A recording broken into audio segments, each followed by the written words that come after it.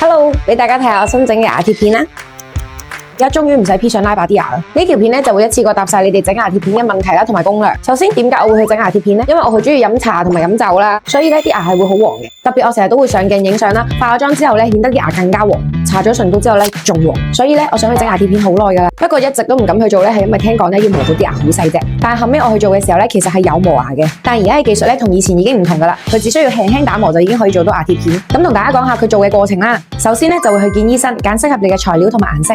咁醫生咧就會根據你嘅面型同埋笑容去設計一條微笑線。我建議大家一開始咧隻牙可以做得長少少，因為你之後去改嘅時候咧，佢淨係可以改短，唔可以加長。就好似我自己為例啦，其實我個版本都改咗8次，因為我覺得呢隻牙短啲、細粒啲係好睇啲。磨完牙之後咧，大約3至5日就會出到一套屬於你嘅牙貼片。醫生就會同你做第一次試戴。我除咗改版本之外咧，仲有一個問題嘅就係兩隻牙咧黐埋咗一齊，佢個膠水咧令到我用唔到牙線。咁跟住我就翻去同醫生講啦，佢就即刻幫我改翻。其實做牙貼片嘅過程咧就好似 gel 夾咁嘅啫，都係擺啲膠水落去，跟住照一照燈咁就搞掂噶啦。你嚟睇下我做咗同未做真係好大分別咯。